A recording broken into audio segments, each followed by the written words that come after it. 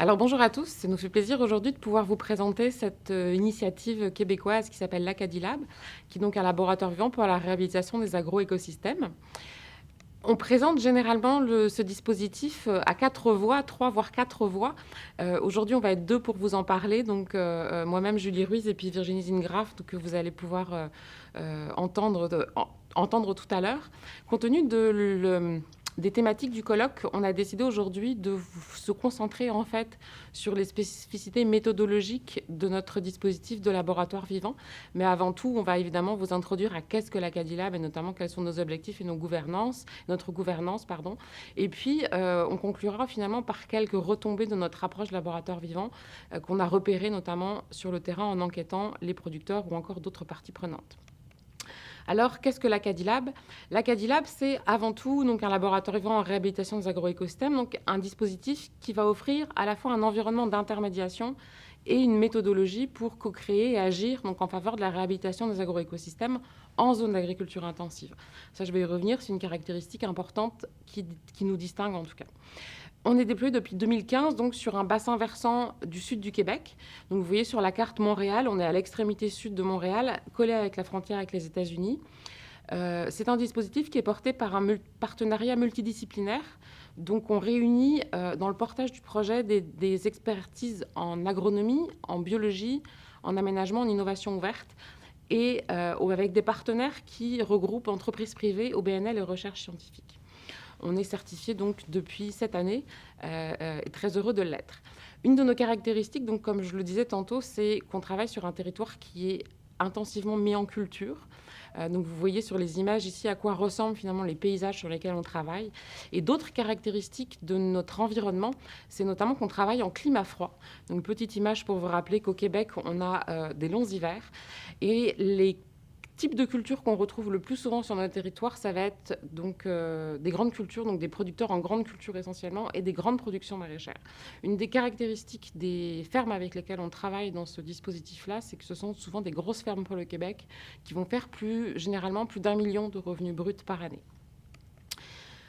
Contrairement à l'Europe qui peut bénéficier notamment de subventions publiques pour la mise en place de dispositifs comme des laboratoires vivants, au Québec, on n'a pas l'opportunité d'avoir ce type de support pour le moment. Alors l'Acadilab, c'est avant tout un projet qui a été créé sur la base d'une volonté de changement des initiateurs de ce projet-là. D'abord, des agronomes de conseil qui souhaitaient changer leur manière de faire de la réhabilitation des agroécosystèmes avec les producteurs agricoles et qui se rendaient compte que leur approche traditionnelle de l'expert vers le producteur ne fonctionnait pas. Également des chercheurs qui, notamment, se disaient si on veut réussir à concevoir cette réhabilitation des agroécosystèmes, il va falloir qu'on travaille avec de multiples expertises, à la fois des chercheurs en sciences naturelles, en sciences sociales, et à la fois l'agronomie et l'environnement qui ne se parlent pas forcément. Et il va falloir également qu'on réussisse à mieux mobiliser les producteurs, donc à dépasser certaines limites qu'on voit traditionnellement dans les approches collaboratives. Et finalement, des experts en co-création qui avaient là un désir d'élargir les retombées des laboratoires vivants à l'échelle d'un territoire. Donc pas uniquement avoir des retombées finalement sur une innovation, mais plus globalement à l'échelle d'un territoire, et un désir finalement d'essayer de développer un peu une nouvelle approche ou d'adapter cette approche de laboratoire vivant. On a donc mis sur pied l'Acadilab qui poursuit trois objectifs qui se déploient en fait à des niveaux différents. Premier objectif, réussir à co-construire avec un ensemble de parties prenantes diversifiées des pratiques de réhabilitation des agroécosystèmes qui vont être mieux adaptées à la diversité à la fois des systèmes de production, mais aussi des agriculteurs, et donc notamment des valeurs des agriculteurs. Donc là, un objectif plus axé sur les pratiques. Un objectif d'induire des changements de comportement à long terme des acteurs du territoire dans leur relation à l'agroécosystème, et également entre les acteurs, on s'en est rendu compte. Donc c'est sûr qu'on a un objectif, par exemple, d'essayer de faire en sorte que pour les producteurs agricoles, produire fasse partie de l'identité d'un bon agriculteur, mais aussi protéger l'environnement. Donc un objectif de changement culturel finalement. Mais ça implique aussi qu'il faut que l'ensemble des acteurs qui font partie de ce travail sur l'agroécosystème modifient quelque peu les relations qu'ils entretiennent dans une dynamique davantage de co-construction. Et finalement, notre dernier objectif, c'est de réussir à développer des capacités individuelles et collectives d'action à une échelle qui va être cohérente avec les enjeux environnementaux. Et là, l'enjeu, c'est notamment de réussir à ne pas faire de la réhabilitation de l'agroécosystème uniquement à l'échelle de la ferme, mais plus globalement à l'échelle d'enjeux comme celui du bassin versant, donc qui vont vraiment être l'échelle finalement des enjeux environnementaux. Donc réussir à vraiment coordonner, si on veut, c'est les différentes actions qu'on peut porter collectivement en faveur de la réhabilitation des agroécosystèmes. On est un dispositif qui avons mis sur pied en fait un système de gouvernance ouverte. La manière dont nous fonctionnons, c'est que le processus de laboratoire vivant en tant que tel est porté par une équipe d'intermédiation, donc qui en charge ce processus, qui va piloter le processus de co-création et d'expérimentation avec les parties prenantes. On a un ensemble de parties prenantes qui sont des chercheurs, des producteurs agricoles, divers professionnels des organismes publics, comme par exemple l'équivalent de vos agences de l'eau ou de vos communautés de communes chez vous, et des agronomes conseils qui vont être là. On parle d'à peu près une 60-70 parties prenantes qui ont été mobilisées jusqu'à présent. Et donc ce groupe-là va être soutenu finalement par des partenaires et encadré par une charte qui va notamment guider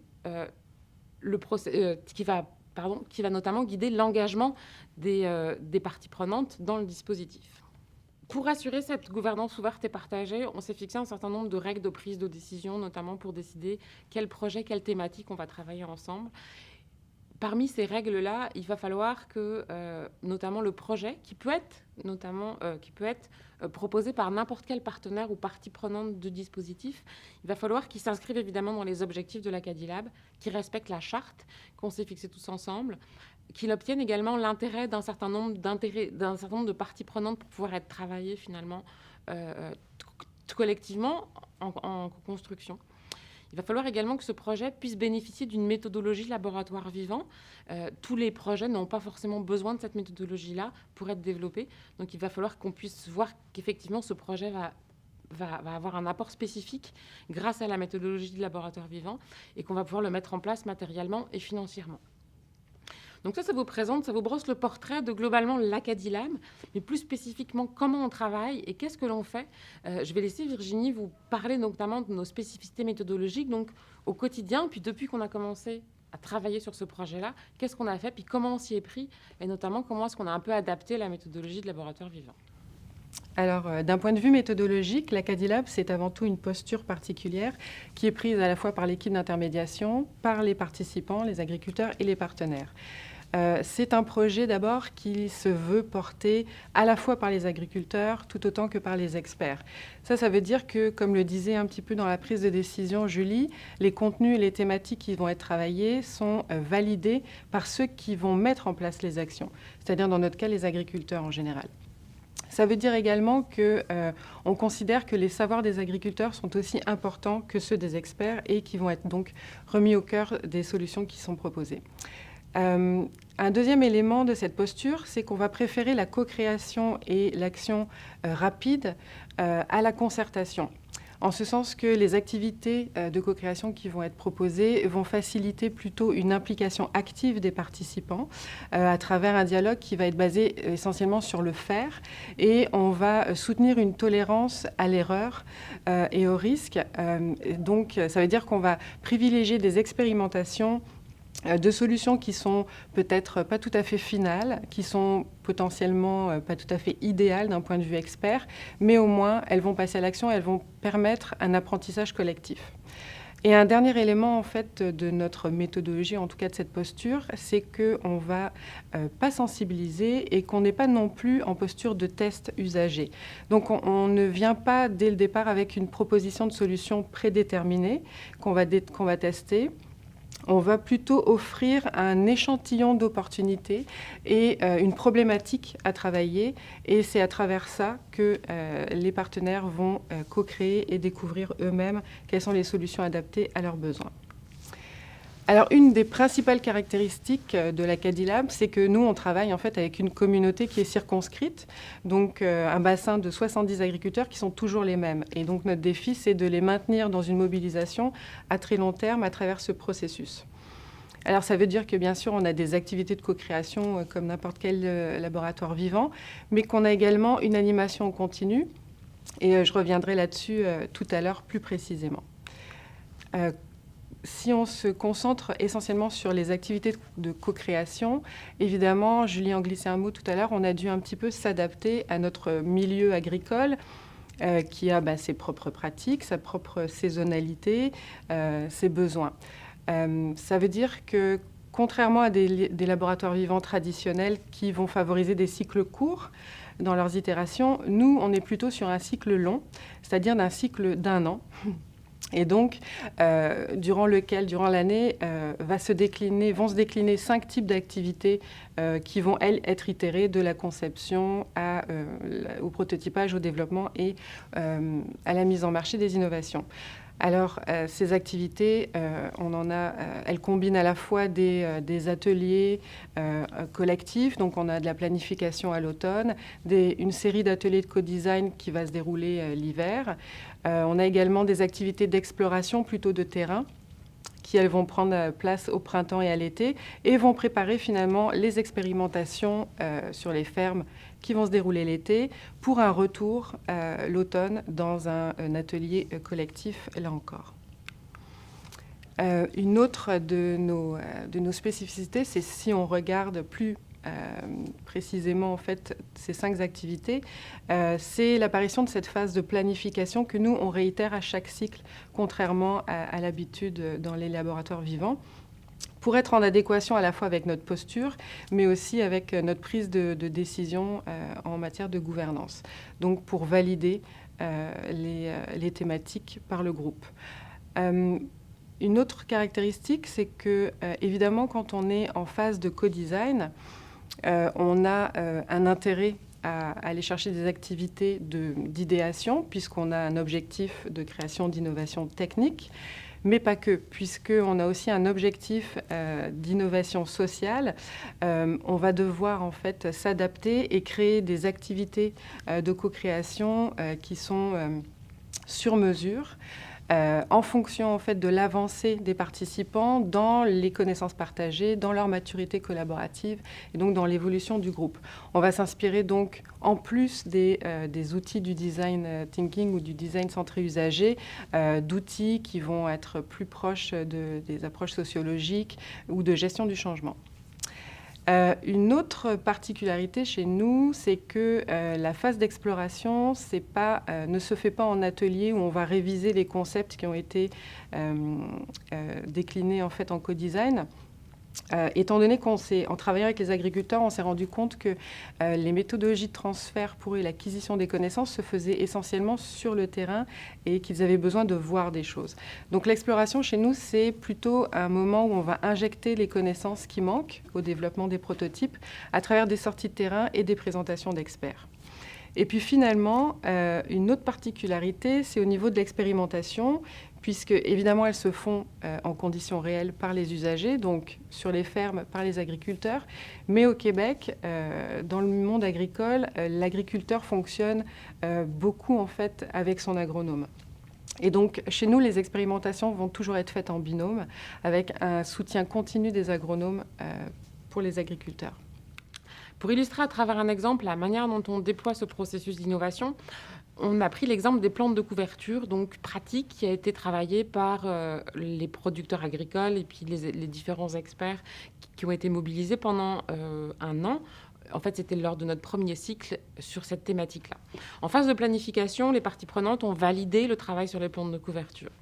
En phase de co-design, on a notamment été documenté quels étaient le problème, les freins que les producteurs allaient rencontrer pour mettre en place ce type de pratique. Et également, on a été documenté quel effort ça leur prendrait s'ils mettaient en place cette pratique-là et quel gain est-ce qu'ils voyaient à cette pratique-là. Ces activités-là nous ont permis notamment de comprendre que les plantes de couverture, c'est une pratique que les agriculteurs connaissent. Ils connaissent les bénéfices de cette pratique-là. Ils savent comment ça fonctionne. Mais par contre, ils nous ont dit qu'il manquait de connaissances techniques pour réussir à implanter réellement cette pratique-là sur leur ferme. Du coup, en phase d'exploration, on a notamment travaillé avec eux à prototyper un itinéraire technique. Donc, savoir à chaque étape de l'année, qu'est-ce que je fais sur la ferme pour mettre en place cette pratique-là. Et là, on s'est rendu compte qu'un des blocages et une des raisons pour lesquelles les producteurs agricoles n'implantaient pas cette pratique-là, c'est qu'ils manquaient de connaissances sur comment est-ce qu'ils devaient régler leur semoir pour être capables de planter en même temps la plante de couverture et le maïs au même moment. Et ça, c'était un enjeu pour eux. Et donc, l'enjeu n'était pas de savoir quelle plante est-ce qu'il fallait faire pousser comme plante de couverture dans le maïs, mais davantage comment est-ce que je vais régler ma machinerie agricole. Et là, grâce à un échange entre les producteurs, ils ont pu débloquer, finalement, partager leurs connaissances là-dessus et débloquer pour s'engager dans la pratique. Donc, suite à ça, il y a 7 producteurs agricoles qui se sont engagés dans l'expérimentation au champ de cette pratique-là. Donc, certains ont fait des petites parcelles d'essai, d'autres des champs entiers. Et suite à la première année, on s'est rendu compte qu'il y avait quand même... C'est une pratique qui soulevait beaucoup d'enjeux techniques. Le climat n'avait pas été idéal pour cette pratique-là. Et donc, il y a eu la mise en place d'un groupe de partage d'expertise qui est toujours en activité aujourd'hui. Et ce qu'on se rend compte aujourd'hui, ce que montrent les évaluations de suivi des producteurs agricoles, c'est notamment que ceux qui ont maintenu la pratique, donc ceux qui ont conservé, continuent à faire de l'expérimentation, ça va être ceux qui vont être le plus prêts à s'engager, donc à maintenir cette pratique sur le long terme. Et c'est notamment ceux qui actuellement font peu de choses, peu de pratiques agricoles qui ont un effet bénéfique sur l'environnement. Donc là, c'est pour nous un résultat qui est fort intéressant. Alors, je le disais tout à l'heure, nous, on travaille sur des cycles longs d'1 an. Reste que ça demeure un processus incrémental. Alors, la première année, en cycle 1, donc en co-conception, on a en matière d'innovation technique, grâce à une demande en fait, du gouvernement fédéral, exploré la possibilité d'améliorer et d'expérimenter 10 pratiques de gestion bénéfique pour l'environnement. Ça a été notre entrée de départ. Ça a été aussi l'occasion en fait, de mettre rapidement en action la communauté dans notre objectif d'innovation sociale. Cette première itération a amené en fait les producteurs agricoles à nous proposer pour la deuxième année, en phase de prototypage, d'approfondir 2 des pratiques qui avaient été travaillées l'année d'avant, donc celle que Julie vient de vous présenter et puis celle de la gestion de l'azote, SCAN. Et ils ont voulu également explorer quelque chose de nouveau qui était l'entretien des cours d'eau. Ce faisant, ils nous ont demandé également, dans le versant plutôt d'innovation sociale, de se fixer eux-mêmes des objectifs environnementaux pour la qualité de l'eau. Ce qui nous a amené en fait à impliquer davantage finalement la recherche, et notamment la recherche en sciences naturelles, pour arriver à se fixer ces objectifs-là. Et ça a conduit finalement à la rencontre d'un chercheur et d'un groupe de producteurs qui ont décidé donc en année 3, donc en phase de développement cette fois-ci, d'aller plus loin et de développer un outil de simulation de ces pratiques sur leur ferme pour voir leur impact réellement sur la qualité de l'eau. Donc un outil qui serait à la fois utile pour eux, les producteurs agricoles, mais aussi potentiellement pour les agronomes dans leurs conseils. Ça nous permet également, en fait, en phase de développement, cet outil-là, de se concentrer, en fait, en termes d'engagement et d'expérimentation sur 2 sous-bassins versants plutôt que sur l'ensemble du territoire. Alors voilà, ça vous donne un exemple et une idée de où on en est en partant donc d'une panoplie de 10 pratiques assez floues qu'on va travailler autour d'une problématique. On en est aujourd'hui finalement à développer un outil de simulation qui pourrait être utile à tous. La dernière particularité qu'on a, c'est, Julie en a glissé un mot tout à l'heure, c'est qu'on a un processus d'évaluation et de suivi continu. D'une part parce que, étant donné qu'on apprend nous-mêmes, tout le monde est en apprentissage dans ce processus et qu'on essaye d'adapter cette méthodologie, on a beaucoup besoin de rétroaction en fait et de se regarder évoluer dans ce processus, mais aussi parce que comme on mène 2 objectifs et notamment un objectif de transformation des comportements, c'est très utile pour nous et pour nous guider de nous évaluer au quotidien. Donc, on a plusieurs échelles d'évaluation. On a bien sûr une évaluation à l'échelle de l'écosystème, de l'agroécosystème, donc de l'eau, des sols et de la biodiversité, pour connaître l'état de l'environnement et donc l'impact final de ce processus-là. Ça, c'est évidemment des agronomes et des biologistes sur le terrain qui le font chaque année. On a également un suivi, une évaluation au niveau des connaissances acquises et partagées par le groupe qui vont nous aider à concevoir de façon continue les ateliers les uns après les autres et également pour assurer une transparence du processus. Et ensuite, en fait, on a une évaluation à la fois à l'échelle des individus et à l'échelle des groupes d'individus. Pour les individus, c'est les agriculteurs, les agronomes et l'ensemble des professionnels qui sont suivis et évalués. On essaye là de comprendre les problèmes et les nouvelles idées qui peuvent apparaître lors de l'expérimentation au niveau des agriculteurs. Également les changements de pratiques qui s'opèrent, les changements de valeurs également, les changements de posture au niveau des professionnels, des agronomes, et plus globalement, en fait, l'effet du processus sur la gouvernance du territoire et donc les liens entre les parties prenantes. À l'échelle du groupe, on va s'intéresser davantage à la communauté de parties prenantes, mais aussi à l'équipe d'intermédiation elle-même et donc à la façon dont elle va prendre ses décisions de sorte qu'on va pouvoir adapter en fait nos outils de travail collectif et également comprendre comment se construit finalement le capital social du groupe. Et je finirai en fait sur ce que j'avais commencé tout à l'heure. Je vous parlais d'une mobilisation continue de cette communauté, donc en dehors de ces activités de co-création, fait partie intégrante de la méthodologie en fait du laboratoire vivant, l'animation continue. Elle est menée à la fois par une animation au quotidien qui nous permet en fait de créer un lien de confiance très fort avec les agriculteurs. Ça prend la forme d'invitations envoyées par email de façon récurrente et de messages individuels téléphoniques pour qu'ils viennent aux ateliers, des événements formels qui sont récurrents, des événements informels aussi, donc on a des 5 à 7, des barbecues communautaires pour tisser des liens en fait entre toute cette communauté. Et au niveau de la recherche également, qui se fait en suivi et qui contribue, elle aussi, à cette mobilisation en continu, on a la chance d'avoir un suivi individuel à travers des entrevues semi-dirigées des agriculteurs qui se fait de façon régulière tout au long de l'année. Alors après cette présentation de Virginie sur justement les spécificités de notre approche, moi je vais vous présenter quelques retombées de notre approche et je vais nous inviter à se questionner sur finalement qu'est-ce que l'Acadilab, peut-on réellement caractériser ce projet-là? Une des questions qu'on nous pose souvent, c'est pourquoi les agriculteurs viennent dans votre dispositif? Pourquoi est-ce qu'ils participent et c'est qui participe? Et ça, c'est pour nous un enjeu fondamental. Et l'évaluation qu'on a fait, le suivi qu'on fait auprès des producteurs nous permet aujourd'hui de mieux renseigner ça. Qui c'est qui viennent? Qui sont nos usagers? Pourquoi est-ce qu'ils reviennent?